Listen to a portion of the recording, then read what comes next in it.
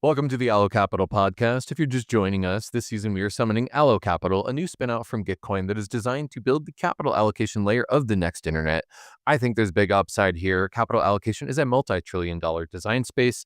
VCs, governments, NGOs, DAOs, individuals all have to allocate capital to survive and thrive, but it's also a place you can start small. Every time you spend money, you're allocating capital. We are threading a through line, partnering with builders, researchers, and funders to figure out what next generation capital allocation will look like and building it with AI on chain and building the future with frontier technologies. If you want to learn more, you can visit our website at Allo.Capital, where you can download the Allo books for free, play with some of our dApps, or join the Telegram or participate in the DAO. Alrighty, my guest today is Jarrad Hope, the founder of Logos Network and Status. Logos is a collective building the tech stack for self-sovereign crypto networks. Jarrad's been in Bitcoin since 2011 through agorism, counter economics, and crypto anarchy, and eventually became an early contributor to Ethereum and founded Status.im. He's got a new book coming out, Farewell to Westphalia, Crypto Sovereignty and Post-Nation State Governance, that he co-authored with Peter Ludlow. I wanted to have Jarrad on the podcast to talk about his new book and to talk about post-nation state governance and sovereignty and what capital allocation and regeneration looks like in that world. I think Jarrad is an interesting thinker because he's got the theory and the history down pat, and I find it so nice to listen to him talk about those things. But he's also pragmatically practicing these things at Logos and Status, and those are the type of people that I really like to feature on this podcast. The practitioners and the theorists need to be grounded in empirical and a priori knowledge to be successful in this world. So this episode felt like playing jazz. Jarrad and I have known each other for almost a decade now, and it's really interesting to talk about his new books and to build bridges between his vision and my vision for the world. So I think you're going to enjoy this episode.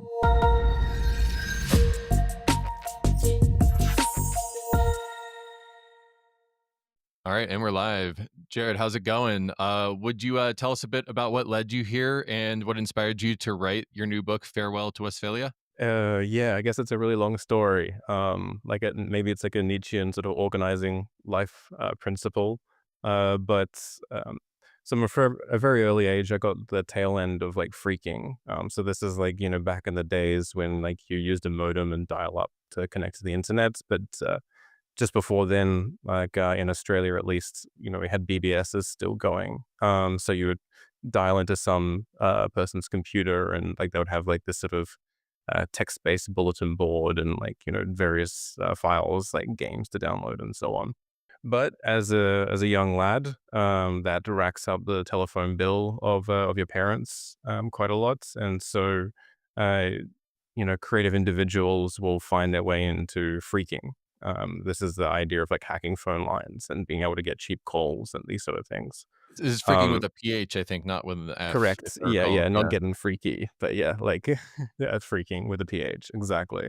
And that was kind of my when I was surfing these bulletin boards, you came across like the International Subversives, which is Julian Assange's sort of hacker ring organization at the time, right? They had Newsign that had published a whole bunch of sort of freaking tips. That kind of led me down this whole spiral of like, crypto anarchy, hacktivism, the cypherpunk scene and so on. And, getting into sort of early days of piracy, back in the sort of 90s, like you had things like, obviously like, you're probably familiar with like LimeWire or Napster, there's some more niche ones, of course, SoulSeek and stuff like that. Yeah. I was a But yeah, Kazaa user myself back in the day. gotcha. Yeah, yeah, back in the day. But I mean, those protocols are amazing, right? Because like they're very much like precursors to what what we're working on today. And they were kind of like this whole idea of piracy is like really interesting from like virtual organization or sort of sovereignty on the internet because they were able to do information markets that operated outside of the jurisdiction of the nation state that the netizens that were using them were operating in, right? Basically subverting copyright law.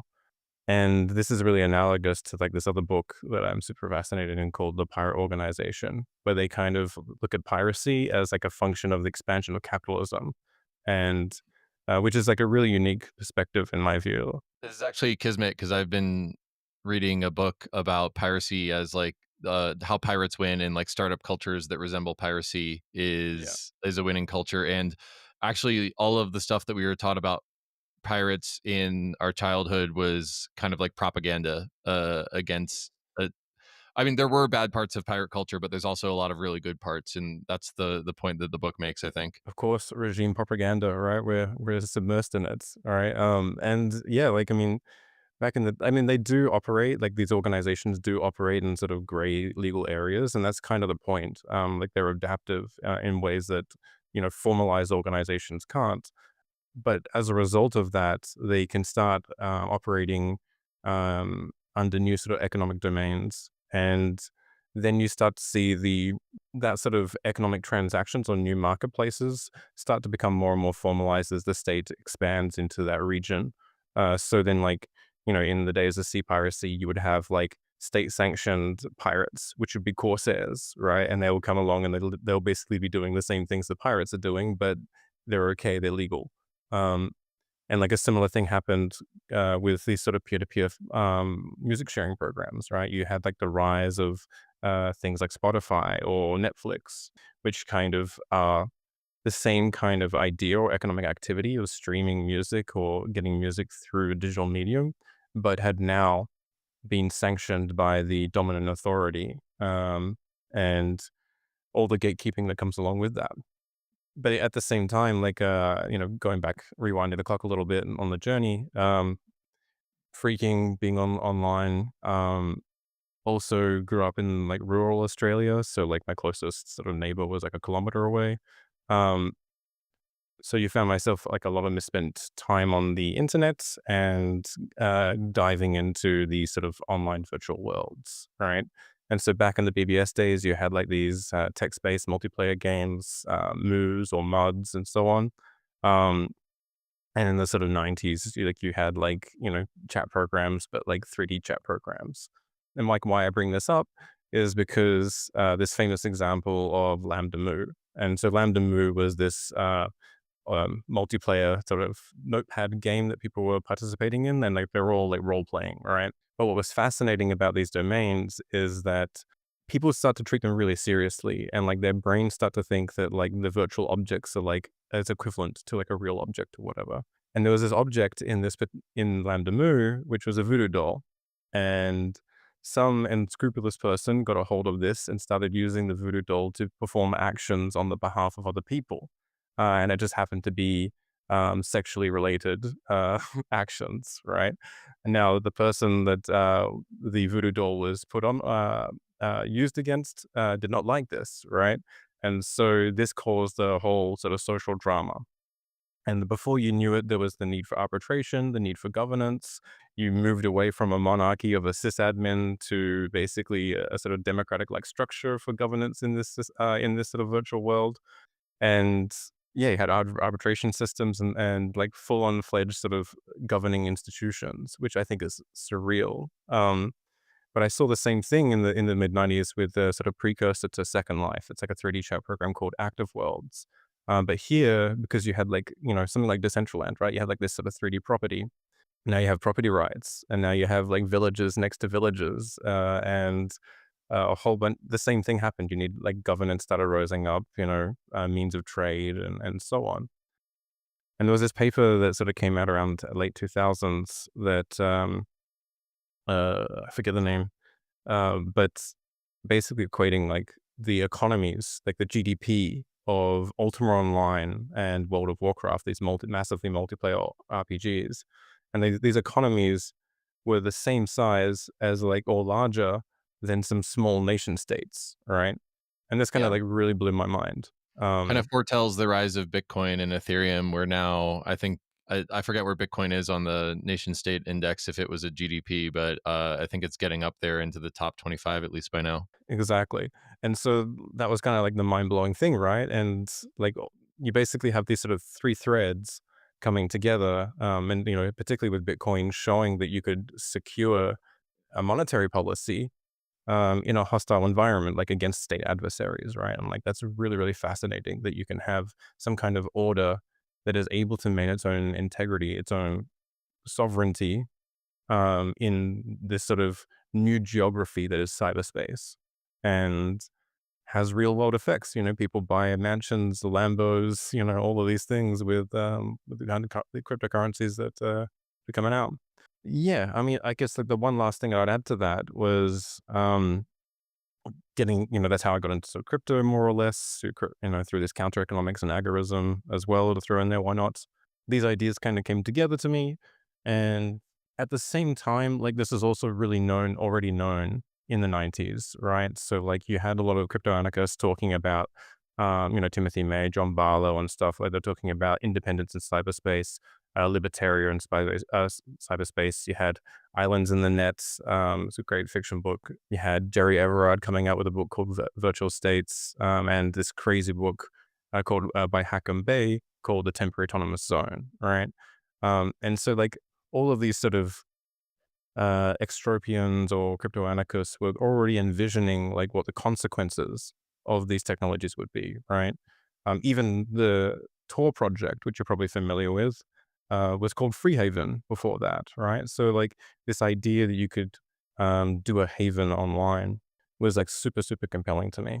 Um, and I think even like Leslie Lamport, right? He had the Paxos protocol, and this is like, must have been late 70s or 80s, mid 80s, something like this. He comes up with this, the Paxos protocol paper called The Part-Time Parliament, where in that he gives this fictional story about this island of Paxos. And this island is basically made up of a bunch of merchant traders. They're coming and going. They want to obviously make money themselves, so they don't want to be on the island the entire time.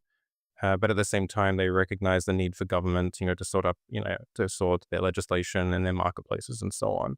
So they come up with this decentralized protocol, consensus mechanism to establish an order. And so like this idea has like been around for ages, right? But it's like now it's really starting to become like raised in the public consciousness. Mhm. And so, as we're leading into the writing of your new book, I think it's interesting that you cite all of these early inspirations for yourself. But one thing we haven't covered is status and logos, which I think is where you're bringing these things into practice in actual Web3. And I think you and I first met at DevCon in Cancun in 2017, so like 8 years ago. And I so remember. the only thing that I would add, just as the host of the show, is that you're a practitioner of these ideals through status and logos, not just merely intellectually interested in them. I don't know if there's any color you want to add about how that's informed your worldview, but it's been great to watch status from afar. And I think we've done a few things together over the years. Anything Yeah. to add about putting these ideals into practice and how that informed the book? Yeah. I mean, that's a great question.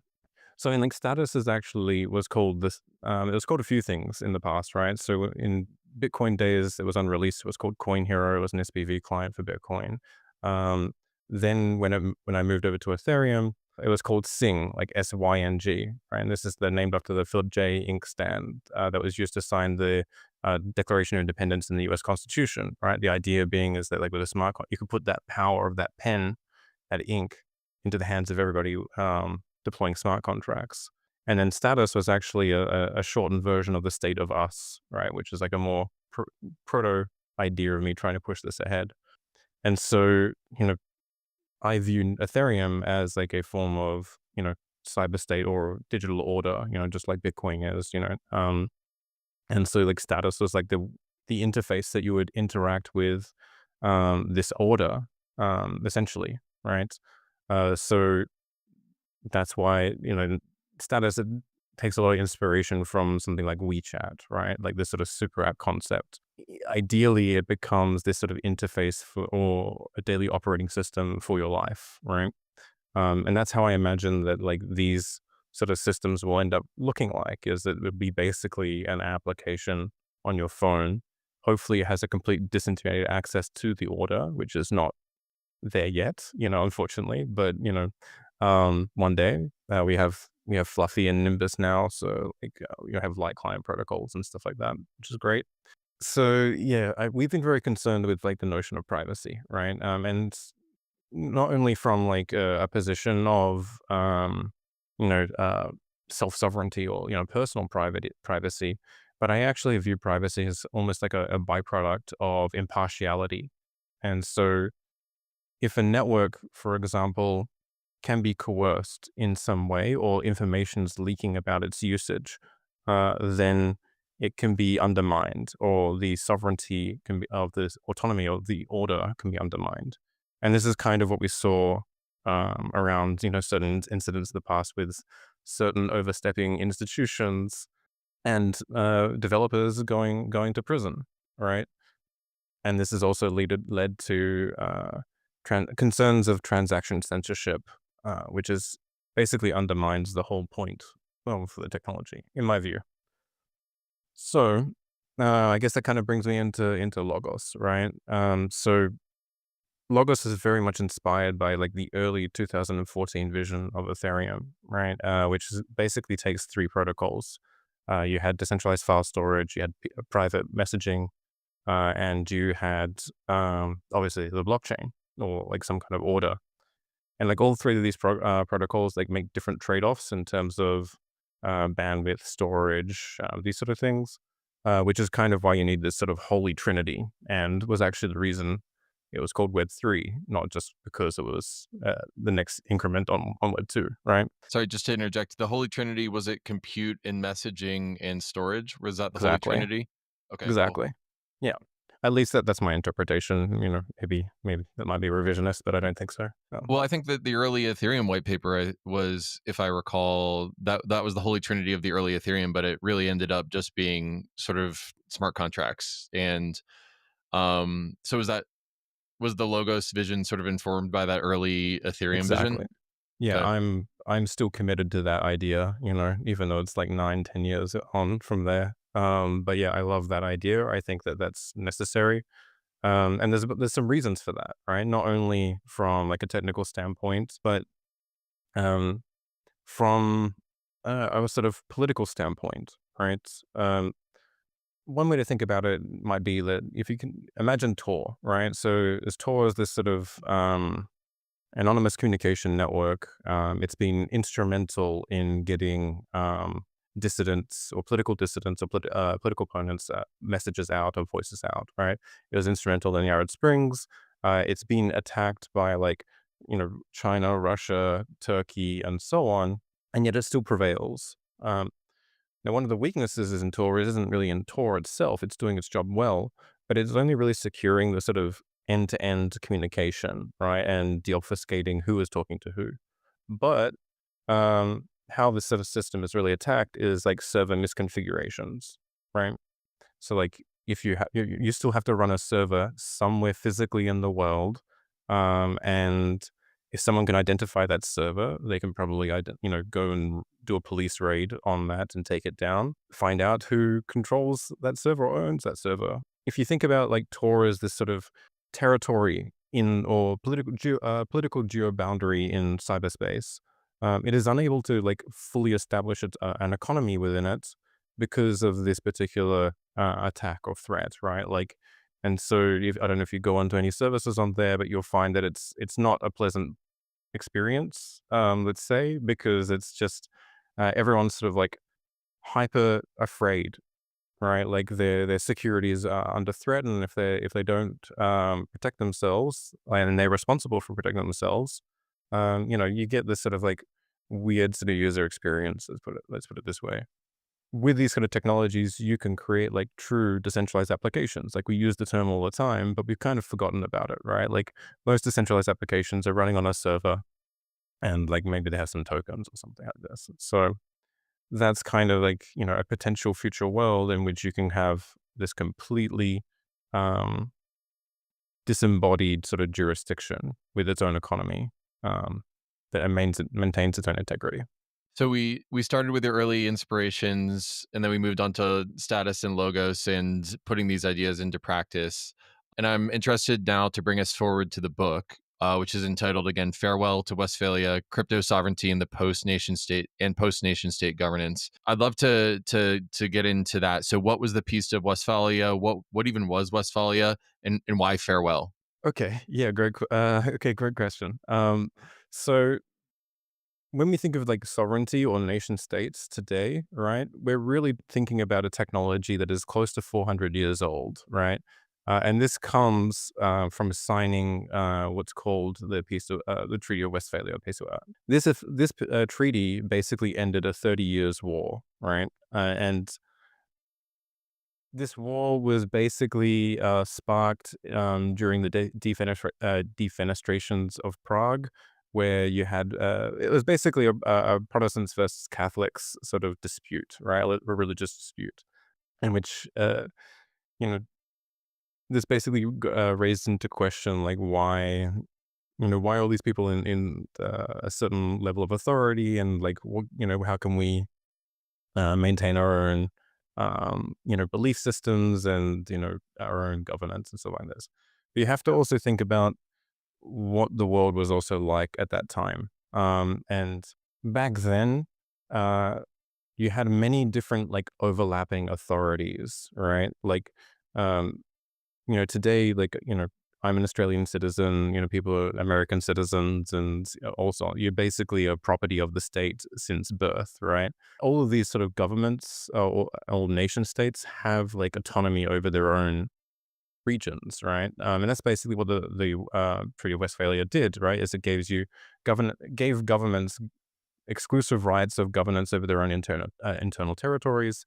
Um, this idea of sovereignty or territorial integrity was paramount. It also made states, these new formations, basically legally equals, regardless of their size. It founded this thing called the non-intervention principle. So, like, I couldn't just walk onto your land and start messing around with your governance practices, or your people. And it basically laid the foundations for like modern international relations, it's basically been codified in like United Nations Charter and international law. We've been dealing with that, for the past sort of slightly under 400 years. And the problem is like these technologies haven't really been that successful in what they were intending to do, right? In fact, they've actually probably done the opposite. So a lot of the sort of nation state geopolitical boundaries were drawn during the colonial period, and they didn't really take into account the different groups, communities, let's say, or however they established their extended kinship ties. They didn't take those into account, right? They basically just drew straight lines through these people, right? And so like that separates these different. In some cases, it separates people entirely, like cuts them in half. So now there's some great examples between the border of like Russia and China. In other cases, you actually start kettling in different identity groups into the same area. And then all of a sudden, you create these dynamics where they have to start competing against each other, and whoever wins get to rule over the other people. This a very famous example that we put in the book is the Rwanda genocide. So not great from that perspective, right? Like, to start with. Yeah, this was a major theme, I think, in chapter 2 of the book, was the divide and conquer approach of ethnic groups in states being divided up. And, yeah, I mean, I'm curious how you think we solve for that, or, what a post-Westphalian order would look like that solves for some of these issues. Yeah. So, I guess like the sort of before getting into that, like the farewell to Westphalia aspect of this, is like kind of inspired from a political theorist called Hedley Bull. He wrote this book called The Anarcho Society, where he's thinking about like how order works on the world stage. And he's a proponent, this is like back in the 70s or whatever, he was a proponent of the idea of medievalism. Um, and so we're actually kind of returning to this, um, in his view, we're returning to this concept of overlapping authorities, right? And we can quite clearly see this, like there's different religious groups of overlapping with each other, regardless of sovereign territorial bounds. You have transnational policy networks, such as the World Economic Forum, that has huge influence in cabinets all over the world. You have the United Nations and human rights organizations and NGOs, which are also undermining national sovereignty, quote unquote. In the Web3 space, I think we would call this polycentrism, which just means many centers, and it's the idea that people are in many DAOs. Do you think that's the same set of ideas? I do. From a slightly different perspective, right? I think it's more positive perspective. And I'm actually a proponent of that, right? Like I think that that's what this technology allows you to do is allow you, your identity is multifaceted. You can belong to different DAOs or identity groups. And so you have this sort of notion of, polycentric law or polycentrism, and you have a plurality of different ways of doing governance. That's what I also love this technology for is it's like this, it allows you to do experimentation, right? We can have like a startup sector in governance, which is just not been really possible before. So from that perspective, it's absolutely fantastic. And so, yeah, like we are kind of building the future in that regard. So if I were to summarize, why Westphalia and why Farewell, it seems like in 1648, the 30 Years' War was ended through the Treaty of Westphalia, and this march marked a shift from religious dominance to a system of state sovereignty, and that served its purpose for the evolution of human coordination 400 years ago. But the farewell from Westphalia is just we're seeing the creaks in the seams of the nation state system for a number of reasons, but the ones that you noted were the dividing up of these different ethnic groups from the colonial era doesn't really scale into today, and then also the more polycentric, a more plural form of governance, and we're shifting into something that's post-Westphalian. That's a very reductionist summary, or anything you would add or subtract from that. Yeah, no, that's basically the gist of it. There's definitely more in the book in terms of making argumentation on that front, but I don't want to continue yammering on that front. Yeah. Well, I'm wondering what you think comes next. That seems to be the question that begs in my mind. So we're saying farewell to Westphalia, and we're going towards post nation state governance. What does that world look like? Yeah, so I don't think the nation state is going away entirely, right? I think one way to think about that is its responsibilities will become reduced over time, and so I think it would probably still maintain like security and would probably still be able to maintain its boundaries, right? So one way you could probably think about that is it's more a privatization of a bunch of the governing services that would typically be of the government, right? Um, so I think that that's sort of like what will happen on the nation state side. Uh, there's some caveats to that. It might even collapse entirely. Hopefully not, because I that's a terrible world to live in. But I think on the other side of this is we're going to start seeing these kinds of orders having more and more legitimacy, right? So we're talking about, finance with, something like Bitcoin and cryptocurrencies in general, DeFi and that sort. But as we start doing more, governance mechanisms and funding mechanisms and are able to build out our own regenerative economies and circular economies, we're going to have like real political and economic power. And so the DAOs or the entities within this space are going to become, equivalent of NGOs or equivalent of, multinational corporations and so on. It's going to be a very, very different world, and they're just going to be living on an order that is not based in territorial sovereignty, but based in this sort of internet native magic sovereignty. Yeah, the concept in the book I think is decentralized yet cooperative governance. So I'm wondering, you know, if you could skate to where the puck is going, if you could tell us where we're trending in decentralized yet cooperative governance, I'd love to hear you play jazz on top of that idea. And are there any projects that you think are sort of trending in that direction right now that you want to give a shout out to? Oh, okay. Yeah, I mean, so like N the real thing that we've done is that we've created a decentralized authority, right? So almost every other time in history, there's been some kind of authority in place, who makes the rules and governs the game, whatever the game is. I'm talking about, institutions here and, law.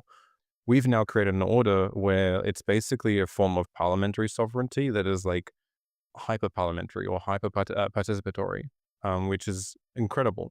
And so now you can have this ability to cooperate with anyone, intermediated by smart contracts and DAOs and so on. Um, Yet no one is actually able to, well, unless you get a 51% majority, or you can, no one can really sort of impact that. And that's really important from like especially, for all of us who are lucky enough to live in like Western liberal democracies, right? Because one of the bases of legitimacy is this idea of consent of the governed. And under these systems, we're giving express consent, right? Like where like every time you do a transaction, you're transacting with it, right? And you have very, very cheap exit costs, right? So like if you imagine a nation state, the governance quality isn't really bound to the same way that a company's quality of service is, because your exit costs are so high. Like if you want to leave, you basically have to emigrate out and immigrate to somewhere else. You have to uproot your family, uproot your job. You have to buy a new house or whatever. So like there's a lot that's involved in that. And so taxation becomes like a way that they can extract money from their population, um, and not suffer the consequences of providing a higher quality of service or not. Sorry, I went on a bit of rant there, a bit of tangent, but but so in I our think that, systems, like, if I were to reduce it, it's like there's a tighter consent of the governed loop within these crypto networks because you explicitly have to opt into them, and the crypto networks are competing for replacing the institutions, and so they have a little bit more of like a beholdenness to the populace would be my sort of like summary or reaction to that. yeah, exactly. Yeah, thanks for that. Is there any are there any sort of like crypto networks that you think are doing a good job of doing this in practice, or just anything that you think is trending in this direction that you'd like to see extended? I mean, not particularly. I think like everyone's doing their best. I'm still a huge fan of Ethereum, and like it has like some of the best community and everyone around that. So that for sure. But yeah. Okay. I want to compare and contrast the idea of a network state to your vision. So, Balaji Srivasan Mm. obviously popularized this idea of network states. Since then, there's been a multitude of forks. People were talking about coordinations for a while, or like collaboration monsters. And you're introducing this idea of a cyber state. And, I'm wondering if you could compare and contrast that to the idea of a network state. And do you have any reservations about Balaji's definition? And how do you think your vision differs from that one? Yeah, so I guess like the vision that I'm putting forward is really just a retelling of like the sort of 90s era, right? So when I was a teenager, I read the author, my co-author, Peter Ludlows. He edited a book called Crypto Anarchy, Cyber States, and Pirate Utopias, right? Which is a great book. Definitely check it out. There's a collection of essays. But that's what we're advocating for. And I think, mad props to Balaji. He's popularizing this idea and getting it into the hive mind, which is incredible. We do take a concern of the definition, because I think it's a little bit too rigid, right? I guess our perspective is that the autonomy or the sovereignty is really happening in like this notion of cyberspace, right? And that it's not a fictional thing. Like the U.S. military views cyberspace as a fifth domain of conflict next to land, sea, air, and space. So you can actually go down a deep rabbit hole in defining that. But Balaji kind of talks about this notion of like diplomatic recognition, right? And the need for like real property, as well as like having I think a CEO or like a head of, um, and so it's really a matter of where you're demarking this notion of sovereignty, right? Especially for diplomatic recognition. It's not super useful to have diplomatic recognition unless you're able to maintain your own integrity or your own autonomy over your own community or affinity group. And I would argue it's a byproduct of being able to do that, right? Like if if a very large sort of adversary was trying to undermine the operation in the domain that you're operating in, and can do so, then you're not a sovereign, right? Unfortunately. And the sovereignty aspect is a huge rabbit hole in of itself. And it's not a very good useful term actually. But then, like, if you look at diplomatic recognition from like the perspective of the Kachins, right, and they have recognition from the 40s from the UN. The Kachin is like a group that's sort of like north of Myanmar. They intersect with China and India's boundaries or borders. They've been fighting since the 50s for their independence ever since, right? But it doesn't happen because they're rich in natural resources. And so they suffer from this curse where the Burmese are sending in their military to extract the resources and sell it to China. It accounts for like Myanmar, like 40% of Myanmar's GDP. So there's no incentive to change it, right? Taiwan, there's still a lot of questions around, where Taiwan's place is in the world. So it's quite unclear how useful that is. But, if you're able to maintain your own economy, irrespective of what other people say, then like maybe you'll be treated a bit more seriously and get recognition eventually. The idea of property, I think, is it also comes back to this notion of sovereignty, right? Like if the system is autonomous, in this notion of cyberspace, then there's nothing preventing for that system or an entity, on-chain entity, such as a DAO, owning real property in the real world, right? But I think that the way to think about it is not these sort of boomer-like hard boundaries in the world, but like this sort of fluid boundary of where community groups come together in the real world, right? And in cities, they're very often that they're intermixed, right? So that's typically how I view that sort of notion of boundaries. I don't think it's a prerequisite or a core to the definition, but I don't exclude the possibility of either of those two. And the sort of leadership side of things is kind of an interesting one. I think I don't think it's necessary, and I think like it's kind of this notion of sacred kingship, which is probably a better form of this, right? And what I mean by that is like there's the monarch who is a physical person like you or me, but then like the monarch is wearing a cultural symbol. They're wearing it; you can't see it, right? It lives in our collective cultural memory, but it has like real symbolic power. And that symbolic power is about the ideal that that culture should be aspiring towards, right? So it should embody a set of virtues or values that is representative of the entire body of the politic, right? If that makes sense. So to make that a bit more concrete, I think Satoshi is amazing, right? Because Satoshi is basically the king made of stone.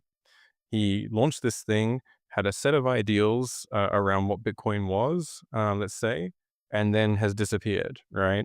And so it's kind of like a religious icon in some ways, where it's like, yes, you have this personified form of an ideal that is almost immutable, and yet you can continually generatively renew the virtues or values that the icon or the symbol embodies.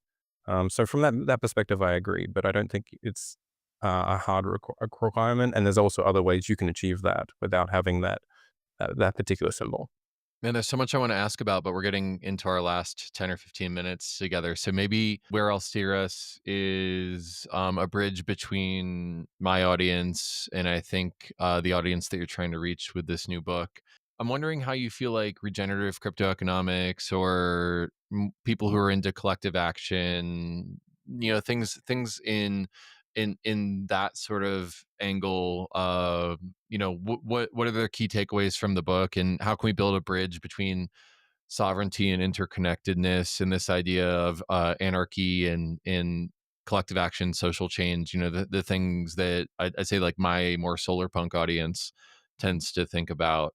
And so, I think that like in the new world, in the younger generations, I think there's an opportunity to move away from an extremely polarized and reductionist straw man view of each other, and an opportunity to build more bridges in the new sphere in cyber states. And so I'm wondering, the questions that are on the tip of my tongue is, how does regeneration or public goods or capital allocation for social change fit into this vision? I'm presuming that these cyber states are going to have to allocate capital to the things that matter to their constituents. And I'm wondering what shape and form that takes in your mind, and if we could spend maybe 5 minutes building a bridge between the solar punks and the cypherpunks, I think that would be fruitful. Oh, well, I mean, I think, even though I am talking from a cyber punk background, like one of the best expressions of this so far, I guess, within our spaces, like the Zazalo movement, right, where we're having this sort of like pop up sort of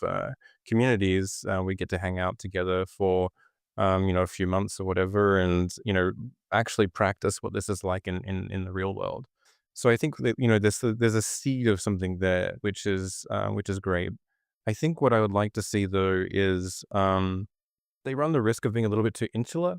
And I feel like there's so much potential for us to actually move crypto out of the sort of digital space and into the real world by like doing community development, actually using these sort of regenerative ecosystem building or public goods for like real public goods, like physical ones. So we could be setting up like in the hotspots, we could be setting up like, community gardens, for example. And this is also not just like, a sort of nice idea, but the idea of doing like real activities together is so important for building the identity group or the community. Like this idea of in-person bonding, and it's not enough to just go to a conference and all just stare at the screen in front of us. Like we need to be doing things together. I guess the other sort of side that of me, like how if I imagine how this sort of rolls out, is Saul Alinsky styles of like social movements, and ideas of practical politics, where you're actually trying to build new housing for people and winning issues for the local community, doing canvassing and so on. I think that that's one way that we can actually start making like a real positive impact. Um, and that's also really important to do to counter the narratives of like a lot of the other sort of nefarious aspects of crypto, right? Like there's a lot of some people I've heard people tell me that they feel afraid to be called associated with crypto because of some of the things that happened around centralized exchanges of the recent years, right? And that's kind of on us. Like we should be also providing this counter narrative and improving people's lives. As for fundraising, I mean, we have to build out our economies, right? And so regenerative mechanisms are like some of the best ways to do that that I think are aligned to our values. And so, yeah, I definitely would love to see the more and more of that. I agree with everything that you said. And, I think that the main thing that I'm trying to do is build a little bit of a cultural bridge between both communities. I started off very solar punk, but I've learned to come to respect the crypto anarchist values of privacy and sovereignty, the more cypherpunk things.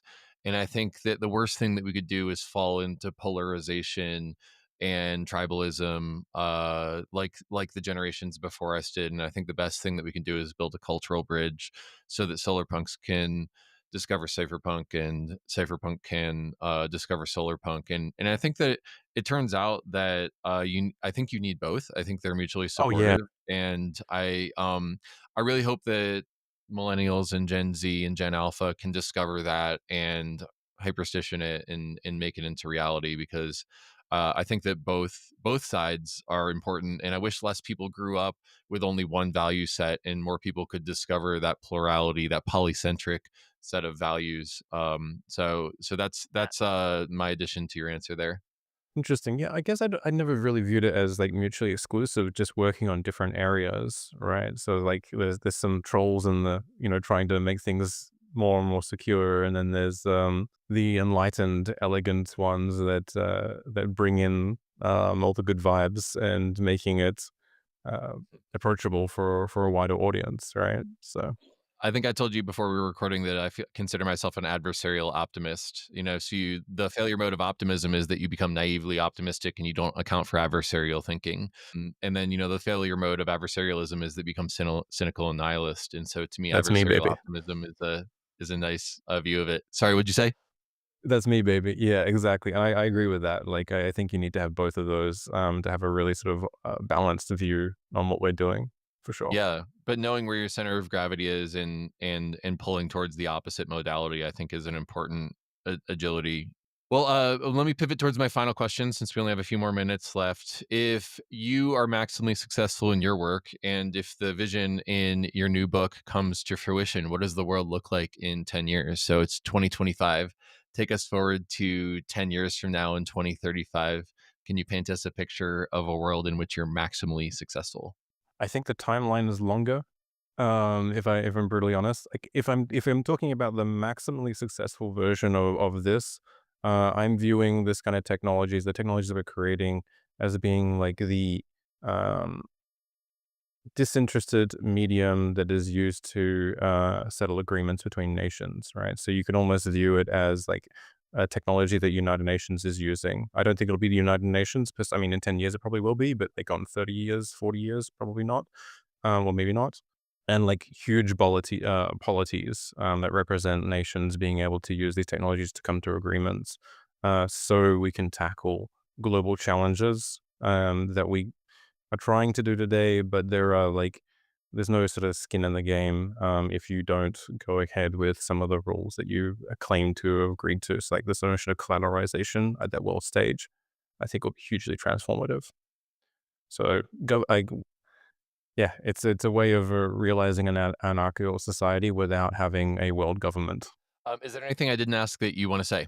No, not particularly. I guess like if you're interested in the book, check out logos.co and click on Farewell to Westphalia. We have an email list there, and it'll be coming out soon. Great.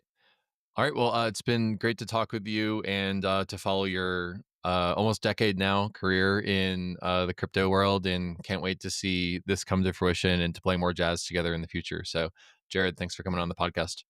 Thanks for having me. Looking forward to it. Alrighty, we just heard from Jarrad Hope, co-author of the new book, Farewell to Westphalia, Crypto Sovereignty and Post-Nation-State Governance. I'm really excited about Jarrad just because he's an amazing practitioner in this space and also is very a priori grounded in theory and also in history.